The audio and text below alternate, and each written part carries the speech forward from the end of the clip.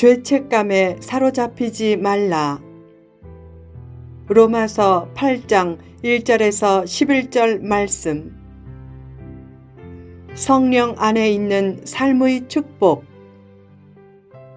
로마서 8장은 그리스도인의 대자유를 통해 얻어지는 영화에 대해 언급한다. 그래서 7장에서 언급된 성도의 내적인 갈등으로 인한 탄식이 8장에서는 그리스도 안에서의 대자유를 만끽하는 환희로 바뀐다. 그 분위기를 전환하는 단어가 본문 1절에 나오는 그러므로 란 접속어다. 특별히 로마서 8장에는 성령이란 단어가 19번 나온다. 그리스도인의 영화로운 삶은 성령 충만과 관련이 깊다는 암시다. 성령 안에서의 삶이 주는 축복은 무엇인가? 1. 자유.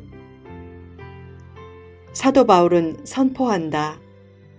그러므로 이제 그리스도 예수 안에 있는 자에게는 결코 정죄함이 없나니 이는 그리스도 예수 안에 있는 생명의 성령의 법이 죄와 사망의 법에서 너를 해방하였음이라. 이 말씀은 참 자유를 만끽하며 창공을 자유롭게 나는 느낌을 준다. 그래서 이 말씀을 복음 중의 복음이라고도 말한다. 예수님을 영접하고 성령 안에 있으면 참된 원초적인 자유를 얻게 된다. 사람에게 주어진 가장 위대한 축복 중의 하나는 자유의지가 주어진 것이다. 사람은 주어진 자유를 가지고 좋은 일 했을 때 참된 사람으로 살 수 있다. 사람이 가장 사람답지 못하게 될 때는 주어진 자유를 가지고 나쁜 일에 쓰거나 남의 자유를 불의하게 억압할 때다. 어떤 일이 자신과 가정과 공동체를 망치는 나쁜 이름을 알고도 그 일을 행함으로 주어진 자유를 의미 없게 만드는 것은 사람다움을 포기하는 것과 같다. 성령 충만을 통해 얻는 최대의 축복은 참된 자유인이 되는 축복이다. 많은 사람들이 예수님을 믿으면서 기적적인 축복과 마술적인 변화를 기대하지만 어떤 기적보다 소중한 기적은 자유를 얻는 것이고 어떤 변화보다 소중한 변화도 자유를 얻는 것이다. 성령 충만한 삶이란 은사가 나타나는 삶 이전에 죄와 저주와 미신의 굴레에서 벗어나 하나님의 은혜와 사랑 안에서 자유를 누리며 사는 것이다. 2. 평안. 육적인 사람과 영적인 사람의 가장 뚜렷한 차이는 생각의 차이다.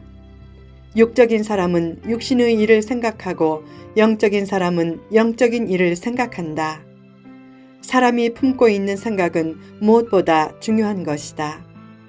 생각의 방향에 따라 인생의 방향이 결정되고 행복과 불행이 좌우될 때도 많다. 육신의 생각은 사망을 낳고 영적인 생각은 생명과 평안을 낳는다. 결국 믿음이 주는 가장 소중한 축복 중의 하나가 바로 생명과 평안이다. 베드로전서 5장 7절에 이런 말씀이 있다. 너희 염려를 다 주께 맡기라. 이 말씀은 단순히 맡기라는 뜻이 아니라 모든 문제를 다 주님께 넘겨드리라는 뜻이다. 그렇게 넘겨드리면 하나님은 책임감이 없다고 야단치시지 않고 오히려 그 믿음을 기뻐하신다. 기도도 결국은 하나님께 자기 문제를 넘겨드리는 것이다.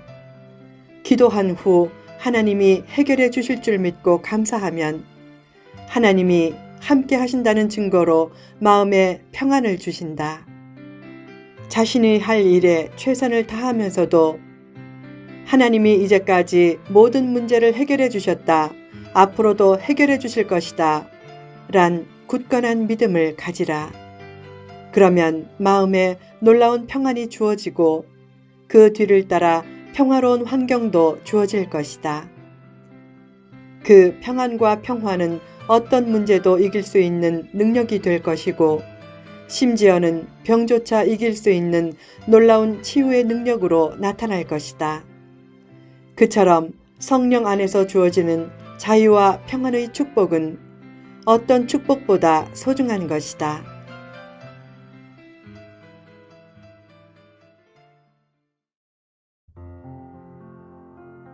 죄책감에 사로잡히지 말라. 필자가 초등학교 4학년 때 친구와 장난치다가 그 친구의 안경을 깨뜨리게 되었다. 그렇게 안경이 깨지게 된 것은 그 친구의 명백한 잘못으로 생긴 일이었다. 전봇대를 빙글빙글 돌면서 서로의 몸을 잡는 놀이를 하는데 그 친구가 장난으로 갑자기 몸을 180도 돌려서 서로 얼굴과 얼굴이 부딪혀 안경이 깨진 것이었다. 필자는 어렵게 사는 부모님께 미안해서 안경이 깨진 사실을 감췄다. 당시 안경값은 아주 비쌌다. 그러나 그 상황을 부모님이 다른 경로를 통해 다 알고 이미 모든 문제를 원만하게 해결한 상태였기에 필자가 그 친구에게 더 이상 안경값을 물어줄 의무가 없었다. 그런데 그 친구는 수시로 안경값을 물어내라고 하며 필자의 용돈을 상당히 긁어갔다. 이미 그 문제가 다 해결된 사실을 모르고 용돈을 빼앗긴 것이다. 3개월쯤 후 안경 문제를 다 해결했다는 사실을 우연히 누님에게서 들어 알게 되었다. 그때 큰 해방감을 느꼈다. 그런데 그 친구가 이미 필자가 모든 사실을 알게 된 것도 모르고 며칠 후에 또 말했다. 야, 이 안경 사는데 얼마나 많은 돈이 들었는지 알아? 조금이라도 물어내.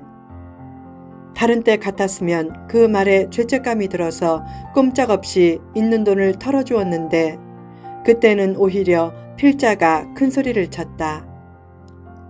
이 문제는 부모님이 다 해결했다고 들었는데 너 정말 그럴래?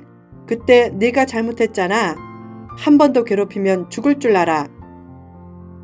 그때까지 당한 것이 억울해서 화를 내면서 말을 하자 그때부터 그 친구는 더 이상 안경 얘기를 꺼내지 않았다.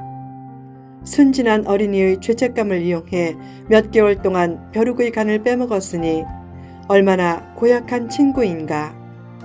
그 친구가 사탄은 아니지만 당시 그 친구가 했던 행동은 사탄이 하는 행동과 닮은 꼴이었다.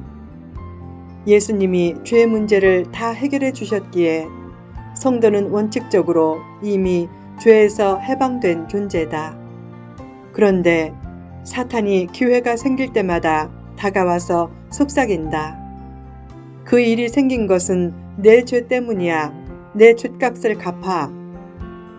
그렇게 죄책감을 심으면서 영혼을 불안하게 만들고 두려움에 빠뜨린다. 그러나 예수님은 죄 문제를 다 처리해 주셨다.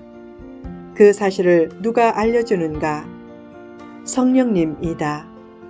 성도는 이미 죄에서 해방된 사실을 알고 기쁨과 평안이 넘치는 삶을 살아야 한다.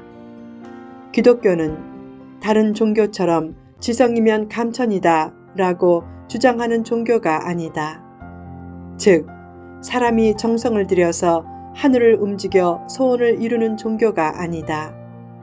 이미 하늘은 먼저 우리를 위해 움직였다.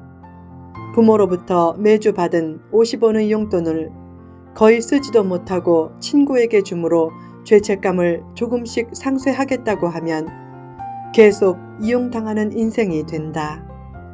이미 하나님이 죄값을 다 갚아주시고 용서하셨다. 그런 상황에서 필요한 것은 아버지의 사랑을 믿고 아버지, 제가 친구의 안경을 깨뜨렸어요 라고 솔직히 고백하는 것이다. 성도가 이 땅에서 문제 해결을 위해 뛰기 전에 이미 하나님이 뛰어주셨다. 그 사실을 믿음으로 받아들이고 자신이 할 수 있는 데까지 최선을 다하면 된다. 아기가 울면 엄마는 젖을 주려고 금방 움직인다. 아기의 어떤 공로가 엄마를 움직이는 것이 아니다. 그처럼 하나님이 먼저 움직이셨다는 점이 기독교가 다른 종교와 가장 다른 점이다. 눈에 보이는 환경에 얽매여 팔자 타령을 하며 고민하지 말라. 성도의 가장 큰 축복 중 하나가 자유다. 잘 믿을수록 더 자유롭게 되지만 미신은 믿을수록 더 속박된다. 이름도 함부로 못 짓고 이사도 아무 때나 못 가고 결혼도 사주팔자에 의해 얽매인다. 반면에 참 믿음은 참 자유를 준다. 신적인 명예는 얻을수록 자유를 얻지만 인간적인 명예는 얻을수록 자유를 잃는다. 늘 성령 안에서 거룩한 명예를 추구하며 자유와 기쁨과 평안 가운데 살라.